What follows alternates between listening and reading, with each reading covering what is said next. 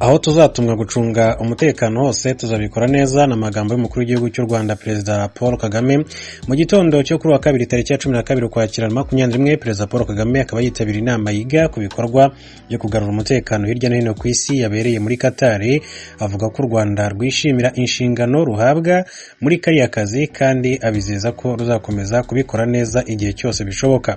Iriya nama ikaba yitwa Global Security Forum. Muri nama Perezida Paul Kagame mu ijambo rye yabanje gushima guverinoma ya Qatar yateguye iriya nama ikayitumiramo igihugu cy'u Rwanda. Yavuze ko ikiganiro cye yagiteguye agishingiye ku ngingo zigera kuri ebyiri: ubuzima ndetse n'umutekano, nk'uko yakomeje kugenda abigarukaho muri rusange. Perezida Paul Kagame w'u Rwanda yavuze ko yahisemo ziriya ngingo kuko ari ingingo buri gihugu kigomba gukemura gifatanyije n'ibindi. Ku byerekeye umutekano muke, Perezida Paul Kagame avuga ko akenshi uterwa n'intege nke mu buyobozi budaha abaturage ibyo bakeneye, ndetse ngo hari ubwo umutekano muke uhinduka ibikorwa by'iterabwoba ndetse na jenoside nk'uko byigeze kubaho mu gihugu cy'u Rwanda. Umukuru w'igihugu cy'u Rwanda akaba yabwiye abari bamuteze amatwi ko iyo iterabwoba ridakumiriwe cyangwa se ngo rirwanywe hakiri kare ryambuka imipaka rikibasira n'abatuye mu karere igihugu runaka giherereyemo. Ku rundi ruhande, Perezida Paul Kagame avuga ko nubwo hari amasomo abantu bagombye kuba barigiye ku byahise, hari hakigaragara kujenjekera iterabwoba. Yagize ati, ndabaha urugero rw'ibyo muri Repubulika Iharanira Demokarasi ya Kongo. Ati, muri kiriya gihugu hari ubutumwa bwo kuhagarura amahoro, ati bwigeze kuhoherezwa, ati buhamara imyaka igera kuri 20 ariko umusaruro wabaye muke cyane. N'amagambo ya Perezida Paul Kagame. Yatanze n'urugero rw'ibiherutse kuba muri Afghanistan, aho ibihugu by'umuryango mpuzamahanga byagerageje gusubiza ibintu mu buryo, ariko kugeza n'ubu hakaba hari bitaratungana. Ahandi Perezida Paul Kagame yavuze ko umutekano utaragaruka neza ni mu gace ka Sahel kari muri Afurika ituriye ubutayu bwa Sahara ndetse n'iy'amajyaruguru. Umukuru w'igihugu cy'u Rwanda yavuze ko icyo abantu bagomba rero gukora atari ukwitana ba mwana, ahubwo ari ukureba uburyo umutekano mpuzamahanga warushaho gukazwa binyuze mu bufatanye bw'ibihugu. Yagize ati, ikibazo si uko abantu badafite ubushake cyangwa amafaranga, ati kandi rega nababwira ko amafaranga ayo ari yo yose cyangwa se ubushake bwa gisirikare ubwo ari bwo bwose bidashobora gutuma habaho amahoro arambye hatabayeho imiyoborere myiza ibihuza byose. Yongeye kandi kubibutsa ko amateka y'u Rwanda rutegeka kutaba ntibindeba, atahari ibibazo by'umutekano, ati bikeneye ko hari igihugu gitabara, ataho ngaho turi tayari. N'amagambo y'umukuru w'igihugu cy'u Rwanda Perezida Paul Kagame. Avuga ko aho ruzasabwa gutabara hose ruzajyayo kandi rubikore neza uko rushoboye. Yatanze ingero z'aho rwabikoze hirya no hino muri Afurika. Perezida Paul Kagame yabwiye ko u Rwanda ruherutse kujya gutabara n'abavandimwe bo muri Mozambique, by'umwihariko mu ntara ya Cabo Delgado, ati binyuze mu bufatanye bw'ibihugu byombi. Ku byerekeye urwego rw'ubuzima, Perezida Paul Kagame yavuze ko uburyo inkingo za COVID-19 zisaranganyijwe nabyo bidafututse. Yavuze ko kuba rero harabayeho gutinda kuzigeza muri Afurika ngo byabaye ikosa ryatumye hari abantu batakaza ubuzima kandi bituma kukirwanya ku rwego rw'isi bidindira. Akaba asanga rero byarabaye n'intandaro yo kuvuka kwa COVID-19 zihinduranyije cyangwa se ziraza variante twagiye tugarukaho. Icyakora Perezida Paul Kagame avuga ko kuba inkingo zatanzwe mu buryo budasaranganyije ku isi ari rumwe mu ngero z'uburyo ku isi hari akarengane kakigaragara mu ngeri zitandukanye. Akaba arangije rero ijambo rye asaba abari bamuteze amatwi n'abatuye isi muri rusange kwigira ku mateka bagakosora amakosa ari gukorwa muri iki gihe n'andi azakorwa mu gihe kiri imbere. Ati byose bigakorwa hagamijwe ibyiza bisangiwe n'abatuye isi muri rusange.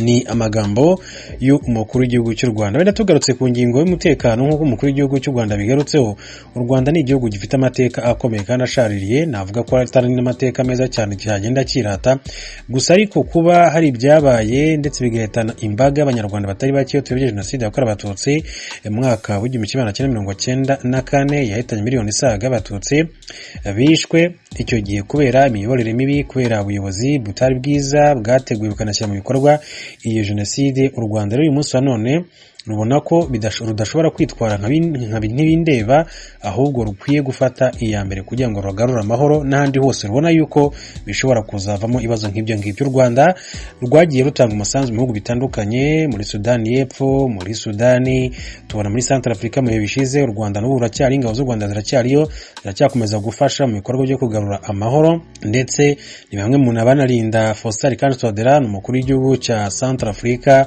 Ikindi cyavuba nk'uko nawe bigarutseho ni muri Cabo Delgado, ni intara ikomeye cyane kandi ikungahaye ku butunzi mu gihugu cya Mozambique.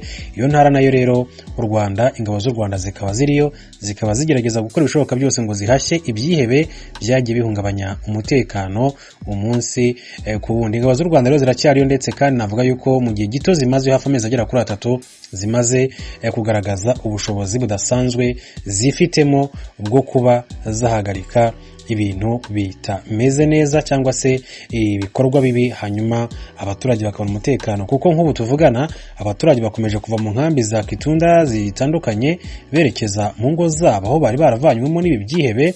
Akaba rero navuga yuko ari urugero rwiza igihugu cy'u Rwanda rukomeza kugenda rugaragaza. Ahubwo se ibindi bihugu byo bihagaze bite? Ni igihe rero kirageze ko ibihugu byombi byose bifatanya bigatahiriza umugozi umwe kugira ngo amahoro ku isi aboneke, kandi nako byakagombye kuba bigenda uyu munsi wa none. Reka rero tuve kuri iyi nkuru dukomeze tureba n'andi makuru atandukanye akomeje kugenda avugwa muri aka akanya. Abakinnyi 7 b'ikipe ya Etincelle bakaba barajwe muri stade nyuma y'uko polisi y'igihugu ibasanze mu rugo. Bari bahinduye akabari ubwo amasaha abantu bose basabwa kuba bageze mu rugo yari yamaze kugera. Umuvugizi wa polisi mu ntara y'Uburengerazuba, Chief Inspector Bonaventure Twizere Karekezi, yabwiye itangazamakuru ko aba bakinnyi barajwe muri stade ku cyumweru bakanacibwa amande ati 7 bafatiwe muri Rubavu bahinduye urugo akabari. Ati ibyo byose rero byabaye nyuma y'amasaha yemewe ati y'ingendo cyangwa se yuko ibikorwa bifungiye bigomba kuba byafunze. Yakomeje agira ati baraye muri stade banacibwa amande nk'uko n'abandi bose rero babibagendekera. Abakinnyi bose uko ari 7 bafatiwe mu rugo rwa Mukeshimana Marie Chantal saa 4:30 z'ijoro. Mu karere ka Rubavu ibikorwa bimwe by'ubucuruzi bisabwa kuba byafunze saa 2, mu gihe abantu bagomba rero kuba bageze mu ngo zabo guhera saa 3 z'ijoro. Etincelle ni imwe mu makipe akomeje kwitegura shampiyona y'icyiciro cya mbere izatangira ku itariki ya 30 Ukwakira 2021. Wa kabiri cyumweru gishize yari yakinnye umukino wa gicuti inganya na APR FC ubusa ku busa. Kuri ubu rero abakinnyi bemererwa rero gukora imyitozo bataha aho kuba rero hamwe mu mwiherero muri ibihe bya COVID-19 kiretse ku ikipe ya byihitiyemo nk'uko byagiye bigarukaho kandi nk'uko bitangwaho inama na Minisiteri ifite mu nshingano siporo mu gihugu cy'u Rwanda. Ku nshuro ya mbere mu Rwanda hari hatangajwe urutonde rw'abantu bahamwe n'ibyaha byo gusambanya abana. Uru rutonde rwasohowe n'ubushinjacyaha bukuru rwahuriranye n'umunsi u Rwanda rwifatanije n'isi yose kwizihiza umunsi wahariwe umwana w'umukobwa. Mugenzi wacu uri Kigali mu Rwanda Asumta Kaboyi abaye inkuru irambuye. Abantu basaga 300 nibo bamaze gutangazwa ku rutonde rw'ubushinjacyaha bukuru ko bahamijwe ibyaha bishingiye ku gitsina nko gusambanya abana ku gahato. Abasohowe ku rutonde nabahamijwe ibyaha n'inkiko ku buryo budasubirwaho ndetse bagahabwa ibihano. Ubushinjacyaha buvuga ko gutangaza amazina y'ababikoze biri mu mugambi wo guca intege abakora ibyo byaha, dore ko bavuga ko bikomeje kwiyongera. Abashyizwe kuri uru rutonde biganjemo abagabo bahamijwe ibyaha byo gusambanya abana b'abakobwa bari munsi y'imyaka 18, ndetse hagaragaramo n'umubare muto cyane w'abakobwa n'abagore barezwe gusambanya abana b'abahungu. Nta kigereranyo cyashyizweho cy'abagabo cyangwa se abagore bakoze ibi byaha, ariko kugenda usoma amazina ya buri wese wahamijwe ibi byaha, umubare munini urenga 95% n'uw'abagabo. Icyemezo cyo gushyira amazina yabo n'amafoto yabo hanze cyashimishije ababyeyi bavuga ko iki cyaha kigenda kiyongera umunsi ku munsi.